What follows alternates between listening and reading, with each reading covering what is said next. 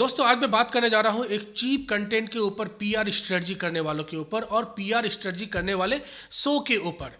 कैसे एक शो एक चीप कंटेंट के ऊपर पीआर स्ट्रेटजी करती है और उससे काफ़ी पैसे बनाती है। इस चीज़ के बारे में मैं आज बात करने जा रहा हूं। आज मैं बात करने जा रहा हूं एक शो के बारे में, जिस शो का नाम है द इंडियाज़ गॉट लैटेंट। यह शो यूट्यूब पे है। आपने अगर नहीं देखा तो आप यूट्यूब में इंडियाज़ गॉट लैटेंट सर्च करें, आपको इसकी वीडियोस मिल जाएगी। इसके ओनर और इसके जो होस्ट है वो समय राणा है। समय राणा जम्मू के रहने वाले हैं, एक इंजीनियर है और ये एक कॉमेडियन है। लेकिन ये हाल फिलहाल एक अपने शो के साथ आए हैं जिसका नाम है इंडियाज़ गॉट लैटेंट। आप अगर इस शो को देखते हैं तो मेरा एडवाइस है तो प्लीज़ आप इसे टीवी या किसी भी तरह स्पीकर पे नहीं देखें, आप इसे हेडफोन और ईयरफोन लगा के देखें। क्योंकि इस शो में जिस तरह की लैंग्वेज यूज़ की जाती है, मुझे नहीं लगता कि किसी भी नॉर्मल सोसाइटी में इस तरह की भद्दी लैंग्वेज यूज़ की जाती होगी। हाल फिलहाल में इस चैनल के एक शो के ऊपर काफ़ी कंट्रोवर्सी हो चुकी है। इनफैक्ट इसके सारे शो के ऊपर अब कंट्रोवर्सी चल रही है और बहुत सारे एक्शन और एफआईआर भी दर्ज की गई है। तो इसके होस्ट जो समय राणा है वो काफ़ी बड़े बड़े कॉमेडियन, बड़े बड़े यूट्यूबर को अपने शो में एज ए जज बुलाते हैं। और हाल फिलहाल के शो में इन्होंने रणवीर अलाहाबादिया को बुलाया था। रणवीर अलाहाबादिया का इंट्रोडक्शन देने की मुझे जरूरत नहीं है, इन्हें सभी लोग जानते हैं। काफ़ी बड़ा इनका यूट्यूब का फॉलोअर है, काफ़ी बड़े बड़े सेलिब्रिटीज़ आते हैं, काफ़ी बड़े बड़े सेलिब्रिटी के पीआर टीम आती है इनके पॉडकास्ट में ताकि मूवी का प्रमोशन हो सके। बहुत सारे डिफेंस मिनिस्टर आते हैं, बहुत सारे मिनिस्टर्स के भी लोग आते हैं। तो रणवीर अलाहाबादिया काफ़ी फेमस है, लोग जानते हैं और इन्हें पिछले साल बेस्ट कंटेंट डिलीवरी का अवार्ड ही मिला था। ये अवार्ड हमारे प्राइम मिनिस्टर मोदी जी दिए थे। अब इस तरह के लोग अगर इंडियाज़ गॉट लैटेंट में आते हैं और इसमें जो डिलीवर करते हैं अपने बातों को वो बहुत घटिया हो, तो ये कंट्रोवर्सी बनेगी ही। इस शो में रणवीर ने कुछ ऐसी बातें बोली हैं जिसके बारे में मैं इस वीडियो में बात भी नहीं कर सकता हूं, लेकिन उसके रिटर्न कमेंट, उसके टेक्स्ट को मैं वीडियो में पेश कर दूंगा। इस शो के ऊपर भाई बहन के ऊपर गालियाँ दी जाती है, माँ बाप के ऊपर गालियाँ दी जाती है। इस शो पे एक फैंटेसी ऐसा चीज़ क्रिएट करके और इसे बोला जाता है। इस शो पे काफ़ी घटिया शो है, कॉमेडी के नाम पे धब्बा है ये, और सोसाइटी के ऊपर नेगेटिव इम्पैक्ट पड़ता है। लोग देखते हैं, अब मुझे समझ में नहीं आता इसके फॉलोअर क्यों बढ़ते हैं। अब ये सवाल इस शो वाले भी बोलते हैं कि अगर वो कंटेंट गलत बना रहे हैं तो लोग क्यों देख रहे हैं। अब मैं बताऊंगा कि आप बोल रहे हैं लोगों को देखने, आप डायरेक्टली नहीं बोल रहे हैं, लेकिन एक एल्गोरिदम के थ्रू आप बोल रहे हैं कि लोगों को कि आप देखो इसको। अब इस शो के ऊपर काफ़ी एफआईआर है, आप गूगल में सर्च कर सकते हो। मैं उसके ऊपर नहीं बात करने जा रहा हूँ, मैं बात करने जा रहा हूँ कि क्या हम लोग खुद से इस शो को देखते हैं या कोई हमें बोलता है इस शो को देखने के लिए। तो यूट्यूबर हमें सजेस्ट करता है, जो यूट्यूब के एल्गोरिदम है वो हमें सजेस्ट करता है कि इस शो को आप देखो, क्योंकि एक शो पॉपुलर है। इसमें जो जो लोग काम कर रहे हैं उस लोग को कभी ना कभी उसके कंटेंट को आपने देखा है, इसीलिए यूट्यूब इस शो को एल्गोरिदम के थ्रू आपको सजेस्ट करते हैं। अब जब भी यूट्यूब खोलते हो लैपटॉप पे तो आपको अराउंड 10 to 20 वीडियोस देखते हैं टॉप में। अगर आपको हर दिन इंडियाज़ गॉट लैटेंट का ही वीडियो दिखेगा तो आप कभी ना कभी उसे क्लिक करोगे ही। आप जब उसे क्लिक करोगे तो ऑब्वियसली नेक्स्ट टाइम उसका दिखना ज़्यादा हो जाएगा, उसका रिकमेंडेशन ज़्यादा हो जाएगा आपके यूट्यूब जो लॉगिन है या आपके स्क्रीन, लैपटॉप स्क्रीन पे। तो ये कहना है कि हम लोग देखते हैं या लोग को पसंद है इसलिए देखता है, नहीं, लोगों को दिया जाता है, लोगों को परोसा जाता है। इनफैक्ट जो हम लोग जो कंटेंट देखते हैं ये हमारे मर्जी से नहीं चलता है, ये यूट्यूब एल्गोरिदम से चलता है। और ये हम और आप समझ भी नहीं पाते हैं कि हम लोग इसके पूरे जाल में फंस चुके हैं। हमें लगता है कि कंटेंट हम लोग खुद सर्च करके देखते हैं, लेकिन कंटेंट आपको दिखाया जाता है, इसीलिए आप वो कंटेंट देखते हो। पहली बात तो ये कि आप हमें बोलते हो देखने के लिए, तो ये कहना है कि लोग क्यों देखते हैं ऐसे घटिया कंटेंट, तो लोग नहीं देखते हैं, लोगों को दिखाया जाता है। सेकंड चीज़ पे आते हैं कि इसके ऊपर काफ़ी सारा एफआईआर हुआ है। असम के चीफ मिनिस्टर ने इसके ऊपर अपडेट लेना शुरू कर दिया है। मुंबई पुलिस ने इस पूरे शो के ऊपर इंक्वायरी कर दी है, क्योंकि मुंबई में ये शो होस्ट होती है।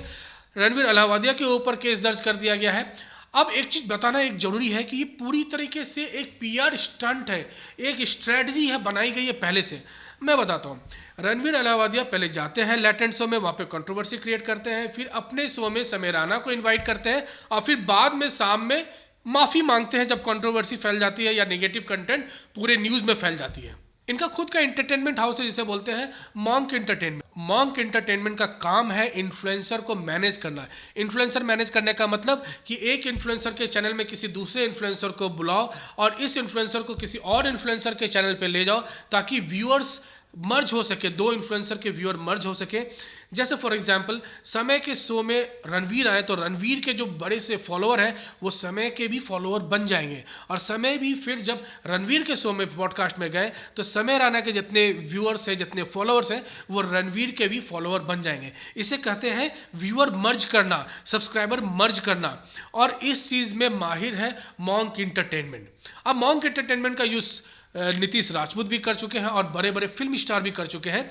आप अगर उनके दूसरे पॉडकास्ट देखोगे, नीतीश राजपूत की पॉडकास्ट देखोगे, तो वहाँ पे उन्होंने खुद बोला है कि वो मॉन्क एंटरटेनमेंट के थ्रू अप्रोच किए गए थे और उन्होंने इनका सर्विस भी यूज़ किया है।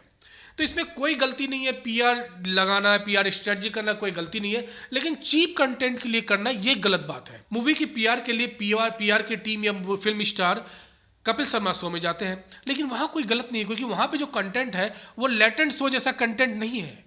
अगर कंटेंट गलत है, कंटेंट ऐसी है जो सोसाइटी को हार्म कर रही है, जो छोटे बच्चे और टीनेजर्स के दिमाग पे फ़र्क डाल रहा है, नेगेटिव फ़र्क डाल रहा है, तो उस तरह की पीआर एक्टिविटी, उस तरह की पीआर स्ट्रेटजी गलत होती है। और मुझे लगता है कि लोग भी इसे नहीं देखना चाहिए, लोगों को भी इसे नहीं देखना चाहिए।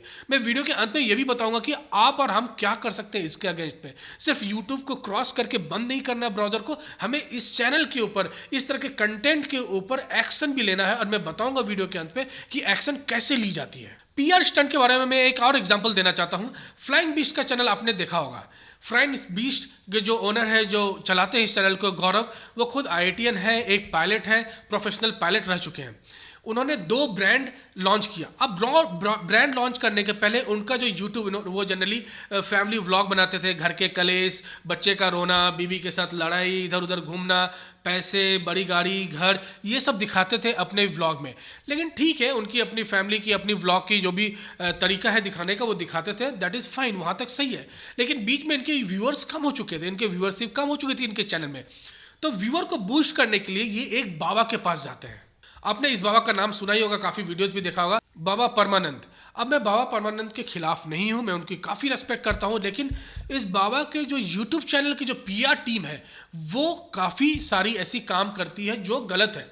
जैसे इनके पीआर टीम को पता है कि क्या थंबनेल बनाना है, वो थंबनेल में बनाएंगे कि विराट कोहली बाबा के सामने गिड़गिड़ाए, विराट कोहली बाबा के सामने कुछ सजेशन लेके गए, ये सेलिब्रिटी यहाँ पे डिवोर्स की बातें करके गया। तो इस तरह के थंबनेल बनाई जाती है और बाबा का भी वीडियोस प्रमोट होता है, प्लस जो एक्टर या सेलिब्रिटी आते हैं बाबा के पास उनका भी व्यूअरशिप बढ़ता है। अब फ्लाइंग बीस्ट के केस में क्या हुआ कि इनकी जो वाइफ है ऋतु, वो भी एक पायलट है। अब इनकी वाइफ जाती है बाबा के पास, बोलती है कि उन्हें डिवोर्स रिलेटेड टॉपिक्स के बारे में बात करना है, वो चाहते हैं कि बाबा का क्या सजेशन है। अब इस चीज़ का न्यूज़ काफ़ी बड़े रूप में हो जाता है, इसके मेम्स बनने लग जाते हैं। अब लोगों को लगेगा कि लोग खुद इससे फैलाते हैं, इसके मेम्स बनाते हैं, लेकिन नहीं, कोई भी चैनल फ्री में मेम्स नहीं बनाता है, कोई भी आर्टिस्ट फ्री में मेम्स नहीं बनाता है। ये पूरे मेम्स की जो इंडस्ट्रीज है इसके ऊपर भी पीआर टीम काम करती है। अब बाबा के जो चैनल के पीआर टीम है, इसे न्यूज़ को एक वाइल्ड फायर जैसा फैलाने में काफ़ी हद तक काम करती है।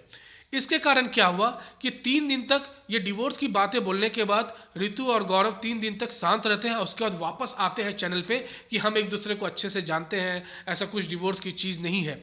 अब ये 3 दिन तक अपने व्यूअर्स को बहुत ऊंचे तक ले जाते हैं, जो मिलियंस पे व्यू नहीं आ रही थी फिर से वापस मिलियंस पे व्यू ले जाते हैं, और एक बार फिर जब एक्टिव व्यूअर्स बढ़ जाती है इनके चैनल पे, तो ये ब्रांड लॉन्च करते हैं। आपने देखा होगा शार्क टैंक पे भी ये ब्रांड लेके गए थे, गौरव के 2 ब्रांड हैं, 2 ब्रांड लॉन्च करते हैं। तो ये गलत है, इस तरह का पीआर एक्टिविटी करना गलत है। लोग को लग रहा है कि ये घर के कलेश देख रहे हैं, क्योंकि लोगों को दूसरे घर के कलेश देखने में पसंद है। उसी कारण से फेसबुक भी काफ़ी पॉपुलर है, क्योंकि लोगों को दूसरे के कलेश देखने में आनंद आता है, और इसी कारण से बिग बॉस भी काफ़ी चलती है। लोगों को पता है स्क्रिप्टेड है, लेकिन उसके बाद भी देखती है, क्योंकि लोगों को दूसरे का कलेश देखना काफ़ी पसंद आता है। तो खैर, इन लोग के कलेश का जो वीडियोस है वो काफ़ी वायरल होता है, और उसके कारण से ये 2 ब्रांड लॉन्च करते हैं और इनका बिजनेस चल पड़ता है। इस तरीके से बहुत सारे लोग इस तरह चीज़ का फ़ायदा उठाते हैं, जो गलत है। हमें लगता है कि हम लोग इनकी लड़ाई देख रहे हैं, लेकिन हम लोग खुद एडवर्टीजमेंट का पार्ट है, हम लोग खुद इनके ब्रांड बिल्डिंग कर रहे हैं। तो हमें समझना चाहिए कि हम लोग देख क्या रहे हैं, हम लोग कौन सी कंटेंट देख रहे हैं। और वेब सीरीज़ के भी केस में वही है। अब मैं आता हूँ इंडियाज गॉट लैटेंट के शो के बारे में। इंडियाज गॉट लैटेंट में लगता है कि समय Rana is the owner and he is the host, he is the host, that is right. लेकिन समय राणा को ब्रांड हायर करती है इस तरह का शो बनाने के लिए। आप अगर लैटेंट शो देखेंगे तो उसमें देखेंगे कभी नूडल्स, कभी बैंकिंग, कभी लोन ऐप के बारे में वहाँ पे जिक्र की जाती है, उनकी प्रमोशन की जाती है।